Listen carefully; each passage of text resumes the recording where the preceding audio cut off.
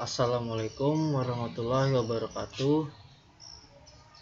Kali ini saya akan mempresentasikan materi keempat, yaitu manajemen lingkup skop proyek. Jadi kali ini saya akan menjelaskan secara singkat dan jelas. Jadi pada tahun 1995, hasil studi yang dilakukan CHAOSS menyebutkan bahwa keterlibatan user, misi proyek yang jelas, pernyataan kebutuhan proyek yang jelas, dan perencanaan proyek yang matang merupakan faktor penting keberhasilan proyek. William V. Laban, manajer program pada Keller Grahamad School of Management, menyebutkan bahwa lemahnya definisi dan skop proyek merupakan faktor utama yang mempengaruhi kegagalan proyek. Manajemen skop proyek. Skop meliputi semua pekerjaan yang terkait pada proses untuk menyelesaikan tujuan proyek atau menghasilkan produk proyek. Manajemen skop proyek meliputi proses mendefinisikan dan mengendalikan pekerjaan-pekerjaan apa saja yang termasuk dalam proyek dan pekerjaan-pekerjaan apa saja yang tidak termasuk dalam proyek.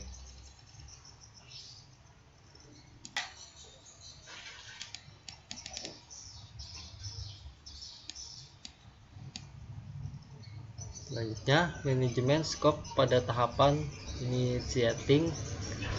Pada tahapan ini, baik tim proyek maupun stakeholder proyek harus mempunyai komitmen dan kesepakatan yang sama tentang proyek yang akan dikerjakan. Output dari tahapan ini yaitu berupa project charter atau bagan proyek, yang merupakan dokumen utama identitas proyek.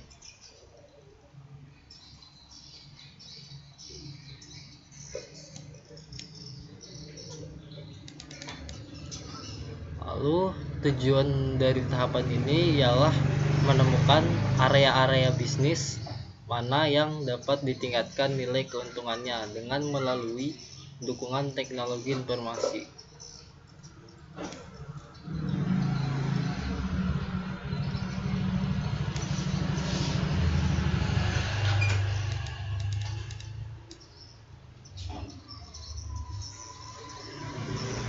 Di sini bisa dilihat hierarki, yaitu yang pertama information technology strategy planning, yang kedua business area analysis, dan yang ketiga yaitu project planning, dan yang keempat resource allocation. Jadi secara ringkasnya yaitu identifikasi proyek-proyek IT yang potensial dapat dilakukan secara sistematis melalui 4 langkah, yaitu perencanaan strategis teknologi informasi, dan yang kedua analisis area bisnis, yang ketiga perencanaan proyek, dan yang keempat alokasi sumber daya. Selanjutnya yaitu metode seleksi proyek. Organisasi mengidentifikasikan beberapa proyek potensial sebagai bagian dari proses perencanaan strategis. Akan tetapi, daftar proyek potensial membutuhkan penjelasan lebih lanjut untuk dipilih proyek-proyek mana yang menguntungkan. Jadi terdapat beberapa metode untuk menyeleksi proyek, yaitu fokus pada kebutuhan organisasi, 2 kategorisasi proyek teknologi informasi, yang ketiga pengukuran proyek berdasarkan analisis nilai investasi proyek. Yang keempat, menggunakan model skor terbobot atau weight scoring model.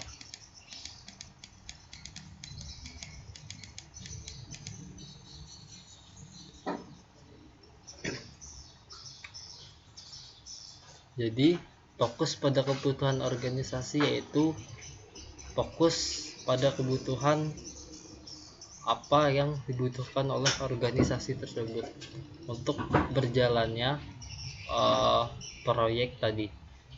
Jadi untuk pemilihan proyek berbasis pada kebutuhan organisasi memiliki 3 kriteria penting. Yang pertama, kebutuhan atau need. 2, pembiayaan. Dan yang ketiga, dukungan atau will. Selanjutnya, kategorisasi proyek teknologi informasi.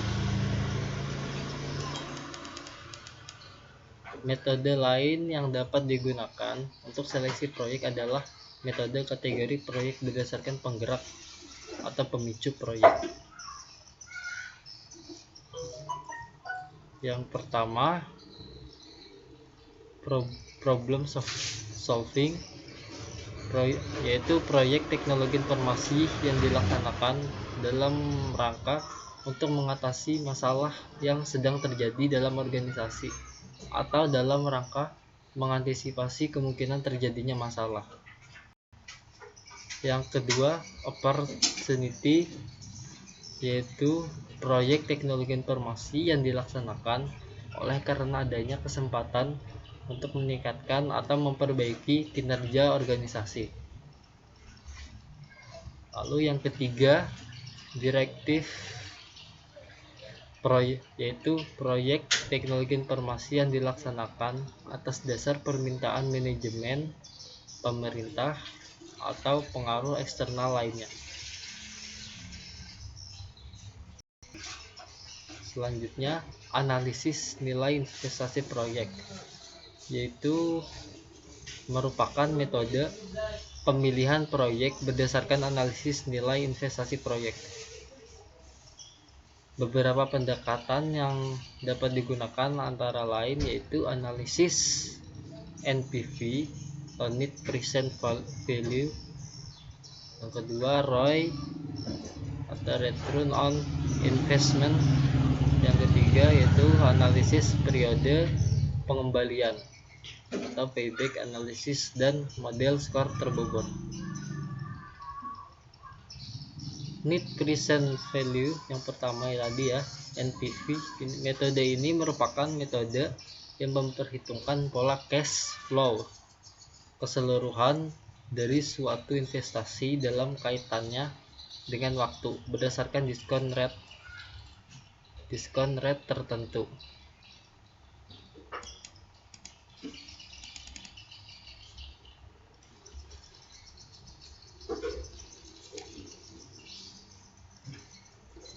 Lalu yang kedua, Return on Investment atau ROI, merupakan metode untuk menganalisis tingkat pengembalian investasi. Nilai ROI dihitung berdasarkan perbandingan antara pendapatan atau keuntungan dengan nilai investasi.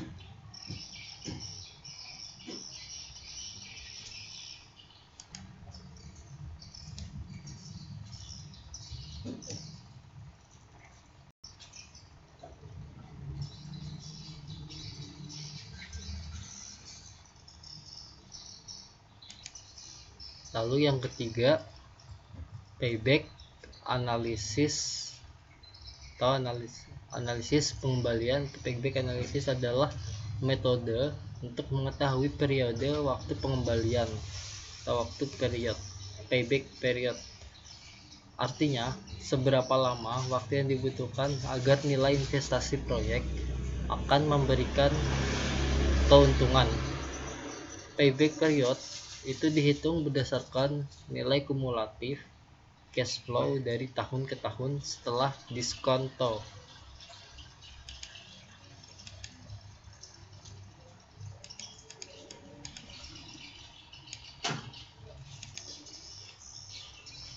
Lalu yang keempat, model skor terbobot WEX atau Wex Scoring Model merupakan alat bantu atau tool untuk pemilihan proyek secara sistematis berdasarkan kriteria tertentu.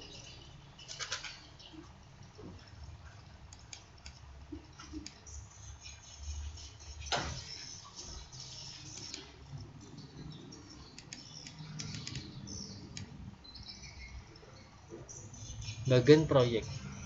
Bagian atau diagram proyek adalah output dari inisiasi proyek, merupakan dokumen yang secara formal menjelaskan keberadaan proyek serta arah sasaran hasil proyek.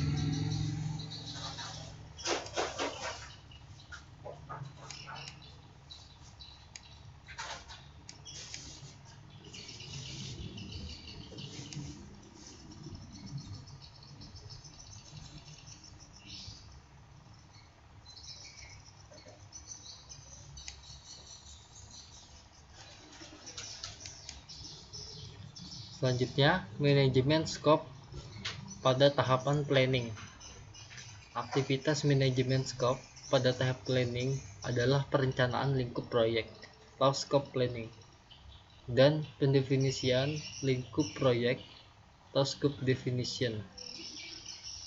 Scope planning ialah proses perencanaan scope proyek. Pada dasarnya merupakan proses untuk menyusun dokumen sebagai alat dasar penilaian proyek yang akan dilaksanakan, termasuk kriteria-kriteria yang ditetapkan apabila proyek atau fase dalam proyek telah diselesaikan.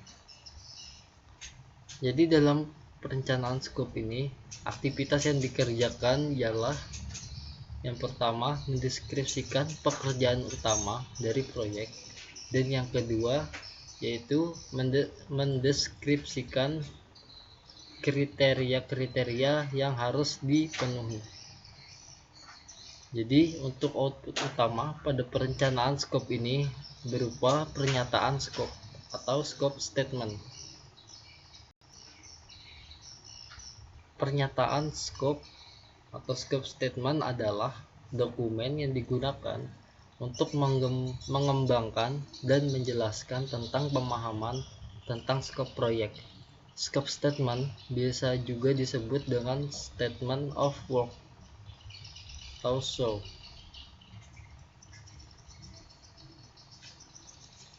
Jadi scope statement dibagi jadi beberapa bagian, yaitu justifikasi proyek, yang kedua deskripsi produk proyek, yang ketiga ringkasan pengadaan dan pelaksanaan proyek, dan yang keempat faktor-faktor keberhasilan proyek.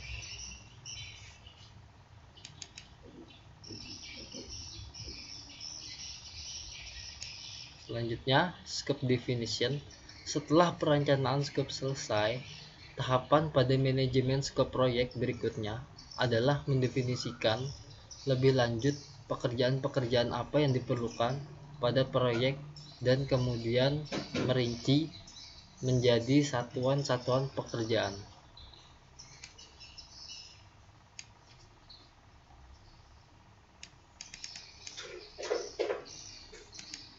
Output dari scope definition ini sendiri ialah tersusunnya WBS atau Work Breakdown Structure proyek.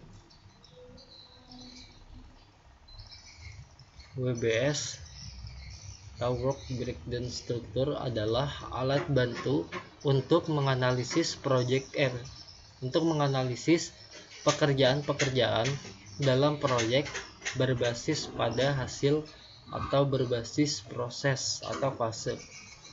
WBS merupakan dokumen mendasar pada manajemen proyek, sebab dokumen ini pada nantinya akan digunakan sebagai dasar perencanaan, penjadwalan, estimasi biaya, dan sebagainya.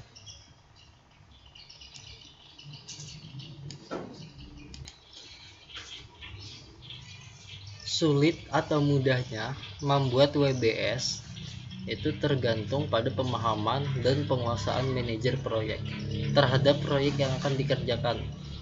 Secara teknis, pembuatan WBS ini dapat dilakukan dengan menggunakan tool manajemen proyek seperti MS Project.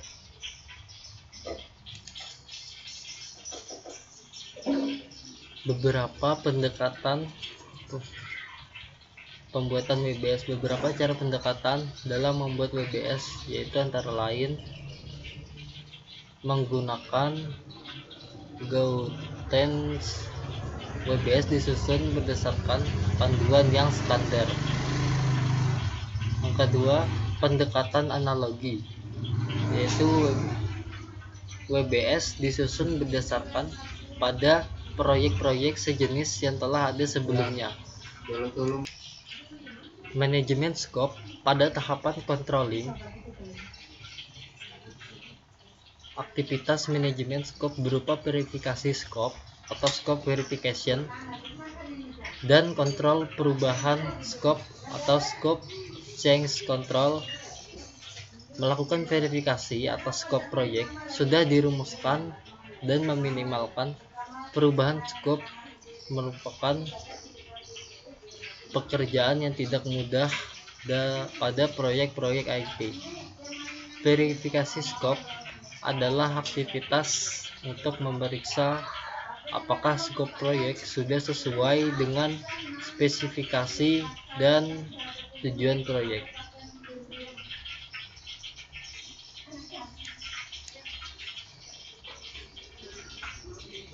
Mungkin sekian saja presentasi untuk bab 4. Selanjutnya akan saya presentasikan untuk bab 5. Sekian, terima kasih.